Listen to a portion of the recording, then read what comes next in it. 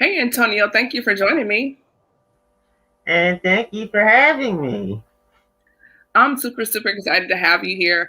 First of all, you and I got in touch with each other through Delano A. Johnson, whom I've had on here before through Clubhouse. And just hearing your story and connecting with you, it just was really touching. And so I just had to reach out to you and have you on the show. So, first of all, thank you so much for joining me here. So, before we get started, I'm going to introduce everyone, welcome them back, and then we're going to get right in there.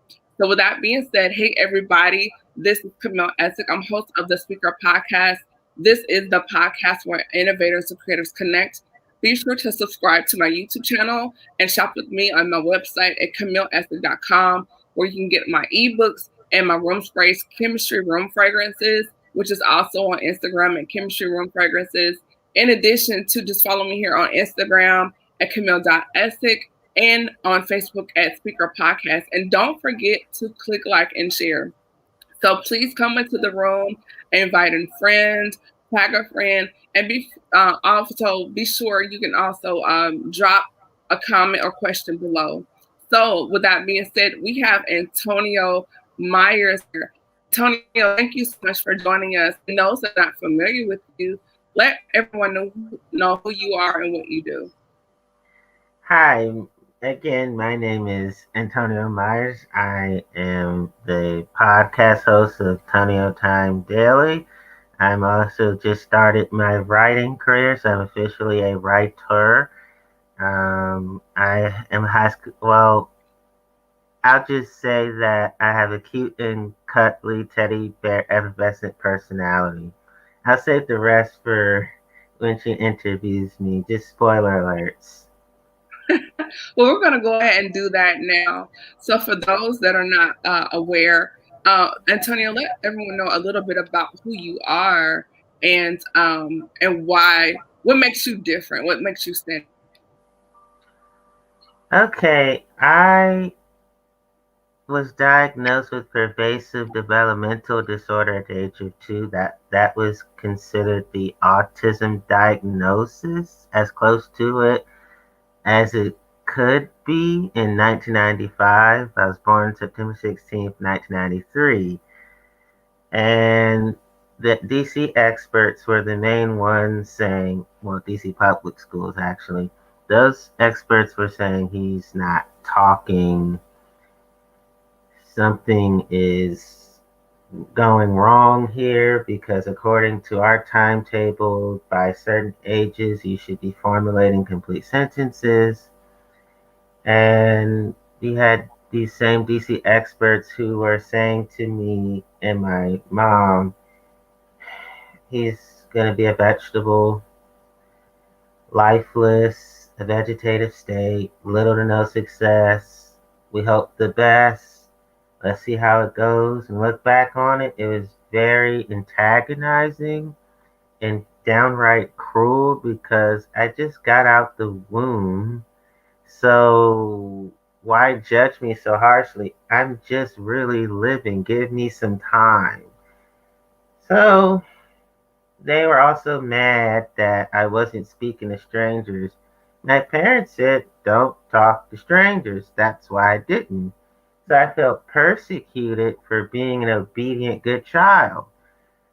And I do remember at 4, I started talking on my own. But by that time, they were still like, he's not speaking, he's not speaking, not speaking. But then I've been talking ever since I was 4. I talked on my time and not theirs. But my first words at the age of 3 were of activism. Stop bullying my friend. Those are the most upstanding out. That was the most upstanding, outstanding moment of my being a toddler. So then the same DC public school um, educators were saying we can still educate him. which isn't true because they tried to use the ADA, Americans with Disability Act, to their advantage and not mine, not my mom's, not people who love me. They used the appropriate public education um, clause so they wouldn't have to pay for my private schooling. So my mom wasn't having it, and the experts who were believing in me on behalf of me alongside my mom went legal on them, took them to court. We won, and they paid for my private education, special education, until I graduated high school. And didn't you graduate as a valedictorian of your high school? Yes, yeah, I did. I was a high school valedictorian, college graduate, major human services, minor psychology. I traveled the world: Italy, Croatia, Slovenia, London, England. I'm a designated disability services provider by the RCM, Revitalized Community Membership, DSP, Direct Support Professional Academy. So according to DC Department of Disability Services, if I wanted to be a DSP, I could if I wanted to. And I've done two commencement speeches, 14 years of age and 23 years of age. Wow, that's amazing. So you did your first commencement speech when you were 14? Yes, Wow. And you were a valedictorian of your high school and you graduated from college yes, despite being autistic. yes. I see autism as my super blessing, my superpower, my gift. Wow. So I have so many questions. So first of all, I want to welcome some people here. Deshaun Oliver, we're actually in the Navy together. He was actually one of my boot camp instructors when I was in the Navy in boot camp. So hey, Deshaun, thank you for joining me. And then to Brittany Green, and actually Brittany has a question. She says that her nephew is 11 and has autism, and she wants to know, how did you cope in school? She said he has tantrums and gets sent home a lot. So how did you cope with school, Antonio? I was a student workaholic because one, I really liked receiving high marks educationally. Two, I was teased, so I used both to my advantage to stay before, during, and after school to be able to prove without proving. What that means is I didn't do it because of the naysayers, I did it because of me. It just happened to backfire on the naysayers. I did that without even trying. But when I was called names, it made me want to be that good of a student. It just Mm-hmm. drove me more to the books and book reports. It drove me more to getting all the help I can get for my tutors and learning Mm-hmm. specialists and my homeroom teachers. So school was heaven for me, I must say. I mean, Mm-hmm. I was the sixth grade cashier selling root beer floats on a cursive crown. That means I won an elegant award for writing and reading in cursive. Seventh grade secretary, eighth grade president. Type Right. 50 words per minute in middle school. And I could read a 12th grade reading level in a seventh grader. So I was 12 years old reading the same amount that high school seniors could read. And Wow. I coped with school well. I mean, everybody liked me. I was considered the leader of the whole school. I remember you had adults coming to get me to resolve issues between students. Mm-hmm. So I was the peacemaker. And you had teachers coming to me about what's the best way to discipline this particular student. And what they would tell me, I would make accurate judgments and take it from there. Mm-hmm. And there was no bullying at this school I went to. I had friends who crawled to class. So imagine you're 10 and you see your other 10-year-old friend, because their legs would give out on them, the wheelchair would be too much. Imagine you see your friend do this the whole time, just Wow. crawling and putting their fist to the ground to get them to go to class. Right. And, and I would wheelchair my friends around. Sometimes I would wheel them up the stairs with one hand and beatbox while I was doing it. I really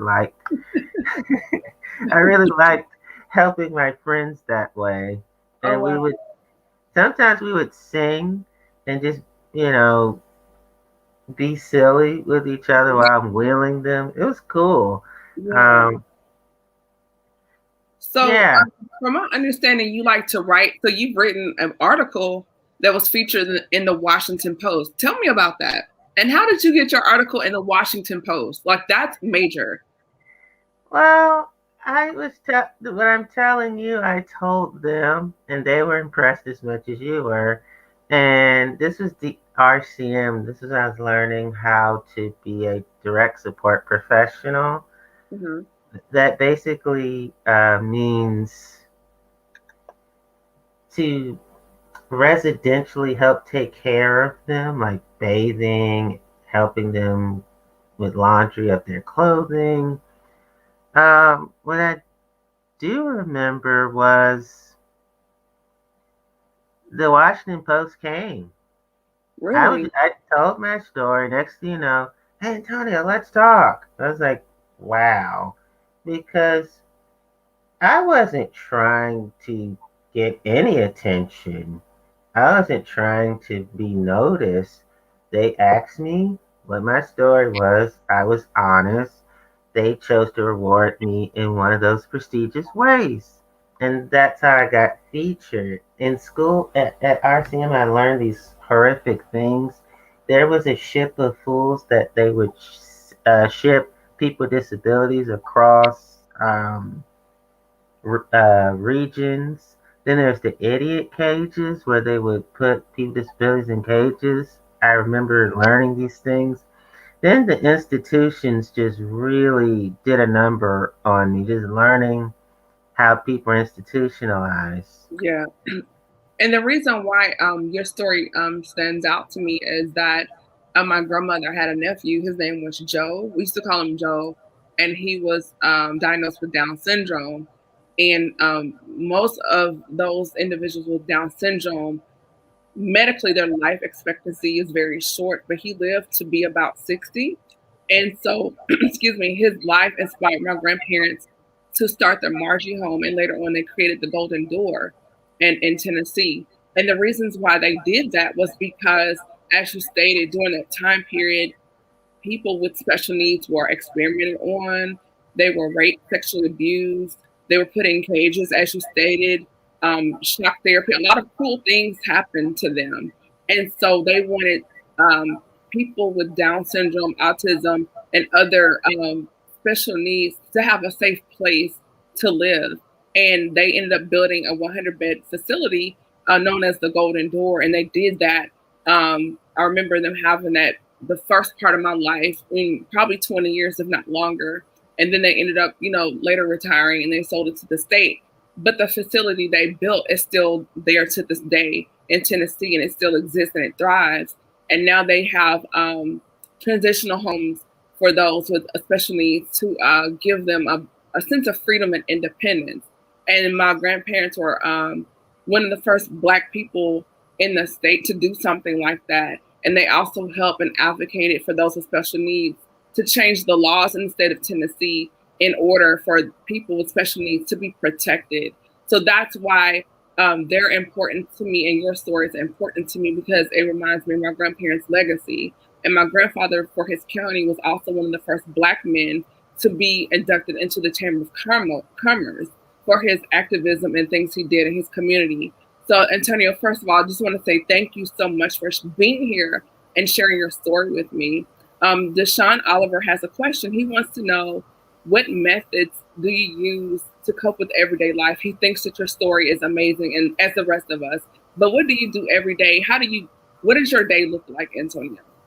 Um, I must admit that I do have post-traumatic stress, social general anxiety, and I experienced childhood traumas of all kinds at the tender age of 5. So, what I used to cope with is I have been reaching out to loved ones who are positive, friends, inner circle, people that know me best. I have been writing my book series, my autobiographical thoughts, and just my thought-provoking mentalities that I make legible on my WordPad documentation. It's kind of like Microsoft Word. Um, I rest. I meditate. Um, I often engage in reflection. I um, I watch fun documentaries. I watch just videos that are motivational speaking and uplifting. Um, I just I think about how far I've come and the success I have and the success I continue. I call it boundless optimism, staying positive no matter what. So that's what I've been doing. I've been having an easier time being a health conscious person, taking care of my bodily health. Um, I just also walk around, get out more, Mhm. because depression can rear its ugly head. So that's what I use to cope everyday life.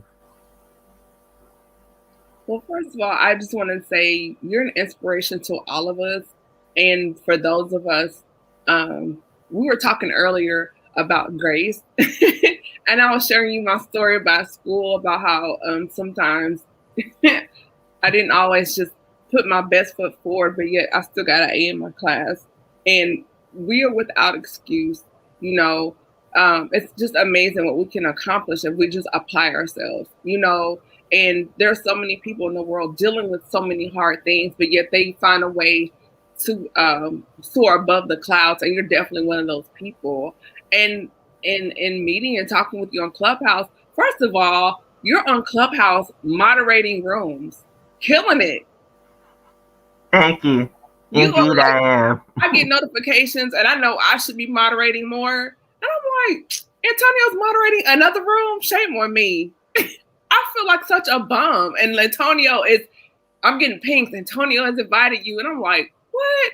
Like, you are killing the game moderating these rooms on Clubhouse. So, first of all, let us know about your house on Clubhouse and what are your rooms about?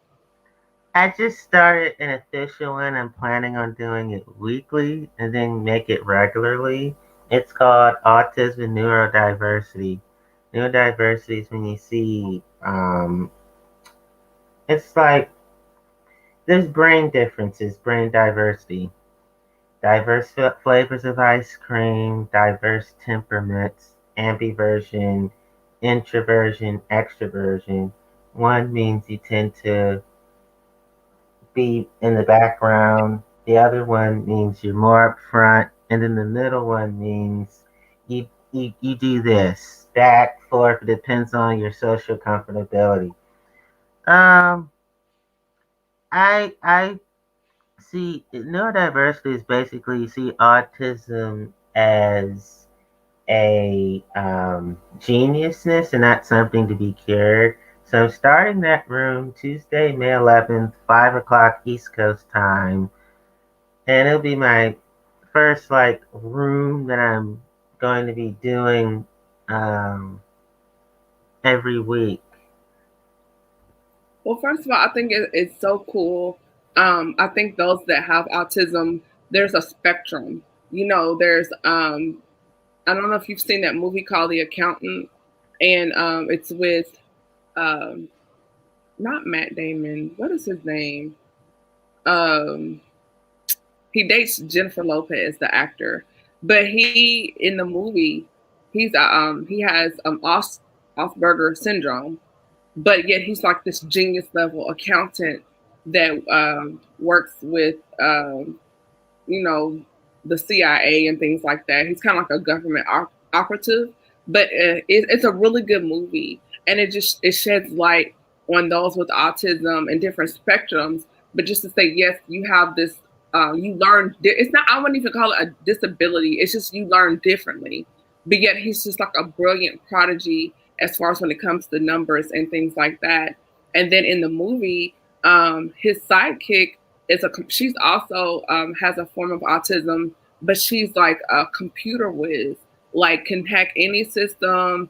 It's a really amazing movie. So if you ever get a chance to watch it, I may watch it tonight. It's called The Accountant, and it's a really good movie. But it really sheds light on autism and how people can still soar above it. There was someone I met last year actually, and he has Asperger's syndrome, but yet he's like an IT whiz, and he used to be an intelligence officer in the Navy. But because with some disabilities and some challenges, he ended up leaving the Navy. But now he's like an IT coding whiz, and he's making money hand over fist. So it goes to show that having autism does not stop you from living your life. It doesn't stop you from anything that you want to do.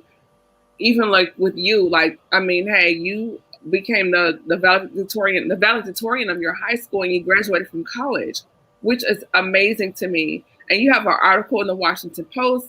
And what is this about a podcast? Like you're podcasting as well? You're okay. So wait a minute. You're valedictorian. You graduated from high school. You have your college degree. Um, your articles in the Washington Post. You're killing the game on Clubhouse, and you podcast. Like, what is up with this interview? What's going on? I You have making me bad out here, man. Oh my goodness, looks bad, sir. I I have Asperger's syndrome myself. Okay. It's a high functioning autism, as you were describing. Yeah, I'm just a multi talented individual.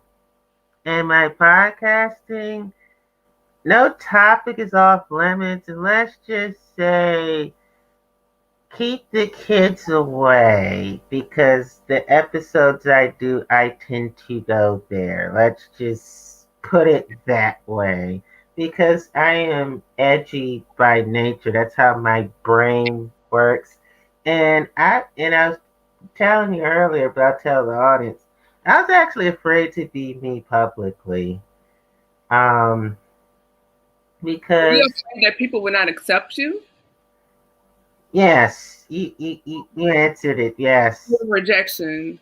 Yes. Yeah. But you know what? We love you. The love is mutual. Thank you. Thank you.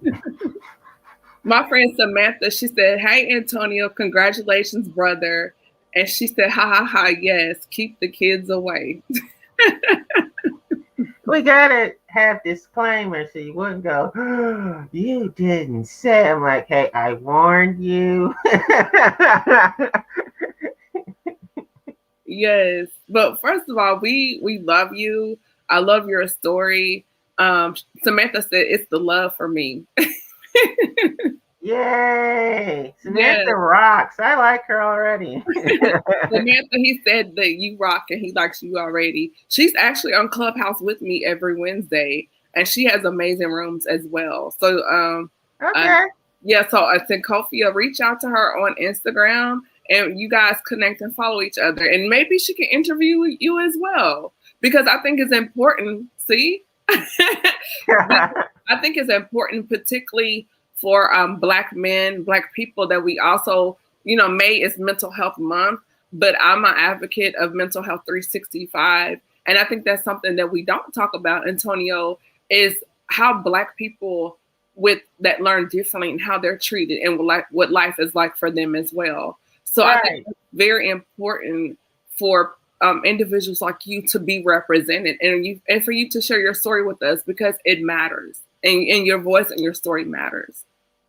Yes. I've done mental health treatment to recover from the things I'm still recovering from. The trauma syndromes. I remember sacrificing my Saturdays at 3 o'clock p.m. That's a big deal because this was pre-pandemic. Life was open, restaurants, bars. You see people trying to get in the clubs, all those We had things. things to do. We had things to do. Places Yes, for people to see. right. And I would spend those Saturdays teary-eyed, borderline crying with my therapist because Mm, most of the conversations I had were it was unpleasant, but in a way it was pleasant because I was healing, but it didn't feel pleasant. So yeah. Oh, by the way, I was the middle school valedictorian too. I just wanted mm. to throw that out there. Wow. You are hilarious. You know what? I like you even more now. You're such a cool guy. Thank you. I think you are fantastic as well. Much respect to you. Thank you so much. You're such a sweetheart. So, Antonio, I'm looking at your bio on Clubhouse. Let's see here. Patreon, Tonio Time Daily, Facebook, Twitter, Instagram. What? The Sentinel? Wait a minute. You have an article in the Sentinel? Yes. You a hoe now. Come on now. Don't make me get my belt. I'm from the old school. We used to whoop people. What is up with this article? Tell me Well, about well, I used to work for the Frederick Douglass National Historic Site. I was a custodian. I would help, I was the tour guide helping people tour the home. I used to volunteer for the DC Zoo feeding pandas. It was fun. I was also the cleanup crew. This is summer 2013. Wow. I volunteered for my dad's foundation, Brewer Foundation. It's a pro educational advocacy. I think 501c. Let's see what else I Wait a do. minute. Wait a minute. Did you say 501c? Yeah. Oh, like the okay, just threw that out there. Okay. Okay. I Nonprofit. can't. You said what again? Nonprofit. Okay, just whatever. Just a 501c3. Okay. Okay. I'm listening. We're listening, Antonio. Keep going. um, I used to do book reports, so we'd go to the old White Flint Mall. I would get Jerry subs, and I would go to Dave and Buster's when it was open. This is when I was high school. All the slackers encouraged me to do all the book reports because whatever section did the most book reports got to go to the mall. And I was the only one with the highest amount of book reports. I would do book reports every day. It was fun. And I would write up what I would read, send it to my teacher, then they say, well, you get to go to the mall. So, yeah, I go to the mall. So, okay. You just threw out Dave and Buster's and about wings. So I'm going to ask you this question: flats or drumettes? No Wait, what? pressure. No pressure. Flats or drumettes? What are both so I can be informed? The chicken wings, flats or drums? Oh, drumstick. I'm a drumstick kind of person. Yeah. Okay, you can stay. Wait, you gonna kick me I'm a out? drumette. I don't like flats. I like the drumettes. I'm a drumette. So you just earned 5 bonus points. You can stay. I notice you are feisty. I'm noticing a theme. Is a sister girl? Oh my gosh. All right, Antonio. First of all, I want to thank you so much for joining me here. Before we end, what is something that for anyone that may be listening that has or watching that has Asperger syndrome or any level of autism, or if they have a child or loved one, what is something you want them to know to maneuver more easier in life? Like what is a piece of advice you would give them, or a parent, or has a loved one or someone watching that you would like to give to them? I would say have someone that can help anchor your life, like my grandma's in paradise anchors my life. I learned a lot about gentle manliness and chivalry from her. Those are words that people rarely use, but I use them in my daily vocabulary. Hmm. Um, Let me see here. I also I have a sense of I'm not by myself. I got people like you and your audience and everybody who loves me. And I've learned that it's okay for me to be me to the whole world because there's nothing foolish about me. Because I was afraid of that. I was like, oh, okay, I make sense to people. People make sense to me. So lastly, I would just say I'm extraordinary beyond measure and I'm unapologetic about it. I love it. I love that. Thank you. So, for people that want to connect with you, Antonio, where can they find you on social media, and how can they reach you, and where can they find you on Clubhouse? Oh, real quick, my two guinea pigs were named Dave and Buster because I like Dave and Buster's. But to answer the social media question, let's see. Highly praiseworthy Grace Mayer is my Instagram handle. Tonio Myers, I'm on Facebook. Just look for my brown face. Uh,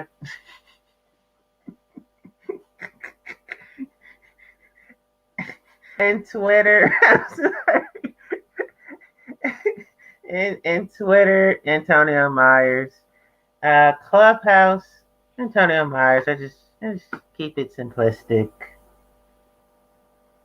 Well, thank you so much. First of all, it's been an honor having you here, for sharing your story about you overcoming and coping with Asperger's syndrome, autism, being the valedictorian of your high school, graduating from college, writing articles for the Washington Post and the Sentinel, podcasting, moderating on Clubhouse, and just being an inspiration. I cannot wait for you to drop your book. And when you do, let me know. We can bring you back and we can have that conversation as well. So, with that being said, everyone, I really hope that you got something from this episode. First of all, thank you again, Antonio. And to everyone here, hey, everybody, this is Camille Essick, host of the Speaker Podcast. And until next time, be blessed. Thank you. Bye bye.